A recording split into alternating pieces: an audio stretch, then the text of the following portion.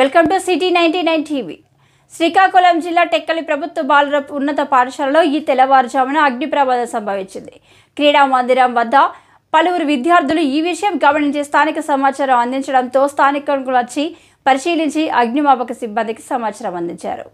హుటాహుటిన అగ్నిమాపక సిబ్బంది వచ్చి మంటలు అదుపు చేశారు. ఈ అగ్ని ప్రమాదానికి షార్ట్ సర్క్యూట్ కారణమని స్థానికులు అంటున్నారు. పాఠశాలలో ఉన్న రికార్డులు, ఆస్తి నష్టం ఎంతవరకు జరిగిందో ఇంకా అంచనా వేయవలసింది. సకాలంలో అగ్నిమాపక సిబ్బంది రావడంతో పెద్ద ప్రమాదం తప్పిందని ప్రజలు అంటున్నారు.